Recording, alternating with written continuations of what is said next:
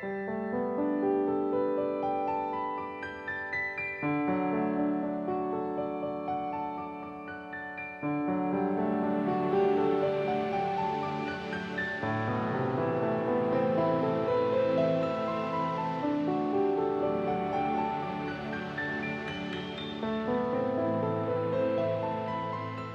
morning we are in Kochi attending the Pan Commonwealth Forum, the 6th Pan Commonwealth Forum on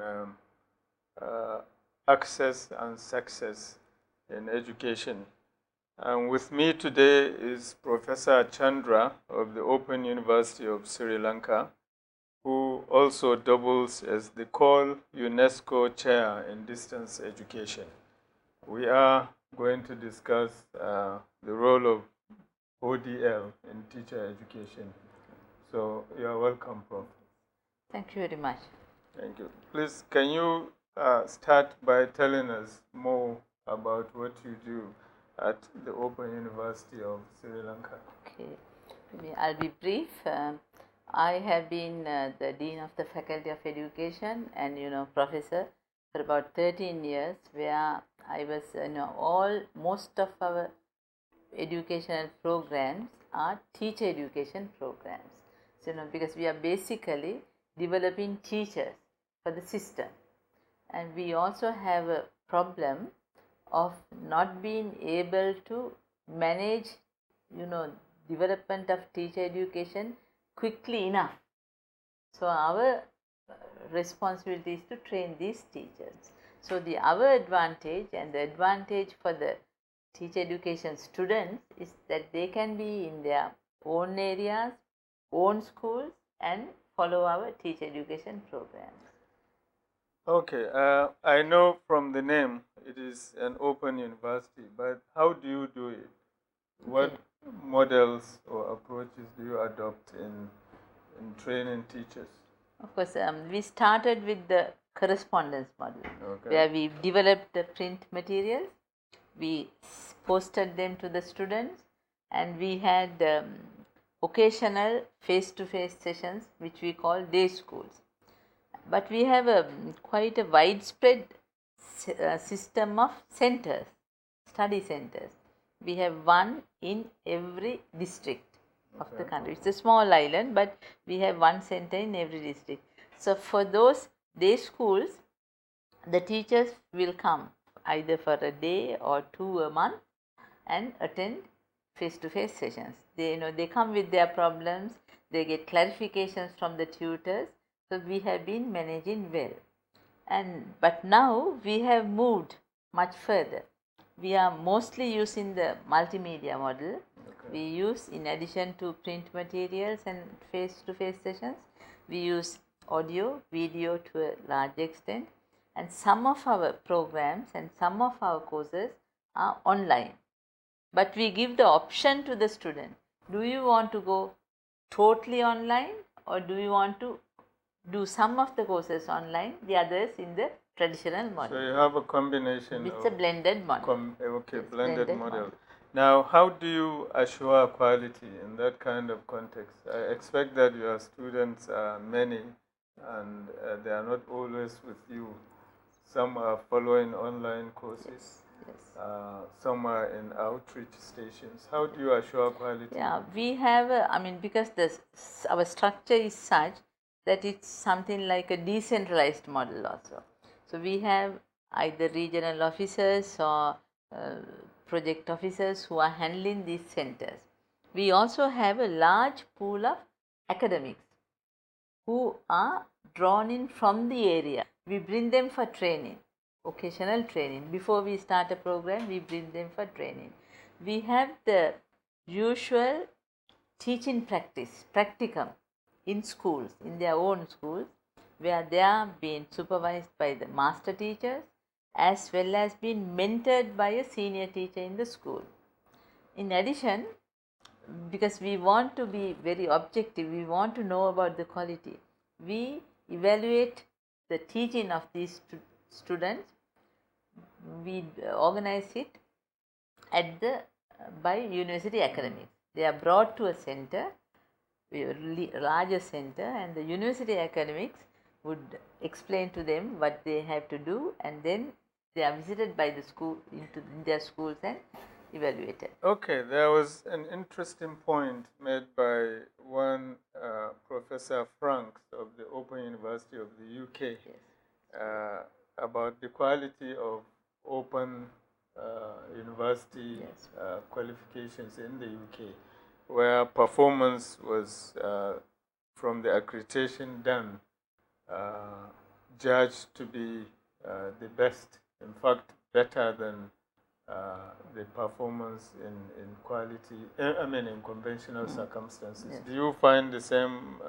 Would you say your own ODL programs are of greater quality? Yes. Than Now, the for example, to elaborate on it, we have 3 departments. One is early childhood and primary education, where we really offer lower level certificate and diploma courses. We have our strongest department is for secondary and tertiary education, where we train teachers and teacher educators. So that program is very well run, very well established, because this we have conducted for the last 30 years. The other department just started 2 years ago. It's for special needs education. They are developing a program, diploma program on special needs education for children who are either disabled, mentally retarded, or with learning disabilities. That's just starting. Yeah, but if I may ask, what is the general perception of the ODL programs in Sri Lanka as compared to the perception of the public of the conventional programs? So I find it's much more stimulating, much more challenging, and the fact that our students are very grateful for the fact that we are offering this opportunity to them. So otherwise, they would not have the opportunity to get this postgraduate diploma in education. Perception is because now we have, normally we say we want to select only not more than 2,000 students a year. Normally, the number of applications exceed 10,000. So it means the perception is good really. Okay. So what are some of the problems that you face? Yeah, problems. Of course, now problems are mostly administration and coordination. Now we have to deal with all these centers. We offer these programs in all 3 media: English, Sinhala, and Tamil. So that means all materials have to be translated into the 3 media.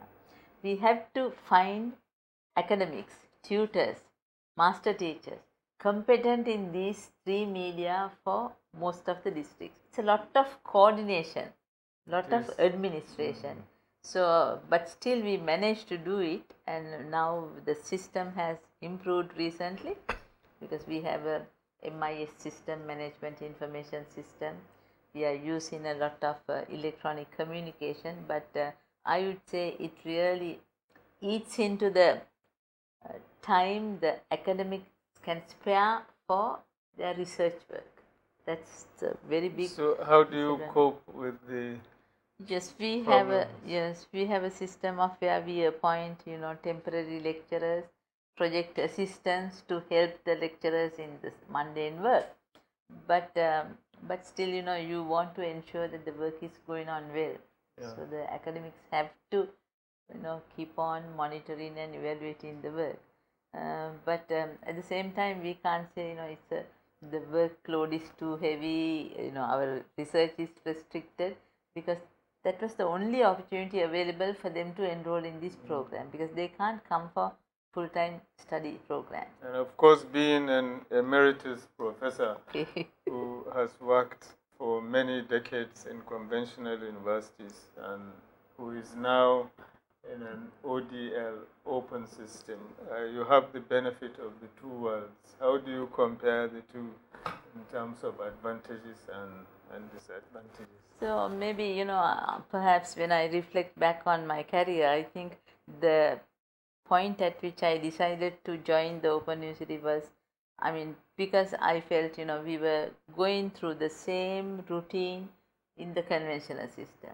Students come before you, you deliver lectures. Of course, you do research and other work also. But this seems more challenging, Because when you write materials, it's in black and white. Anybody can look at it. Anybody can scrutinize and say, no, this is not correct. In face-to-face sessions, that doesn't happen. If you go and lecture, if the students don't know, as much as the lecturer is, you can get away. Yeah. So I felt this was very challenging. And in terms of the infrastructure you need for being effective, especially in this modern age of technology, would you say that the Open University of Sri Lanka is better positioned to do I mean, 8 years ago, I wouldn't have said so, because we had issues of, classrooms are not big enough, or we don't have the equipment, transport facilities are not that good. But now, today I would say yes, assuredly, because of a project that the government started on. We had a 5-year project called the Distance Education Modernization Project.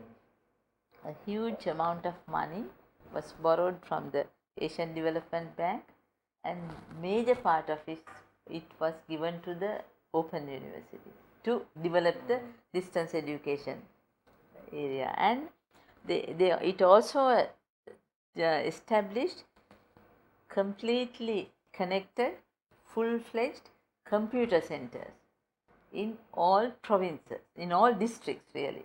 26 such centers were established. 23 of them are located in the Open University premises. And all Open University students have access to those centers. That is how we can really organize online programs. Okay. So still, there's connectivity is slow, issues are there.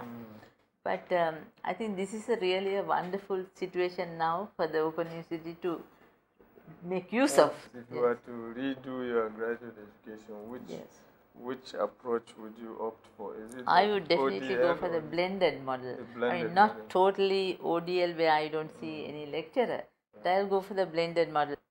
So what advice would you give any small country like Sri Lanka, which is also developing, that is maybe hoping to embark on ODL, particularly in teacher education? Yeah, I mean, clearly we are committed to that, because the government has accepted that ODL is essential.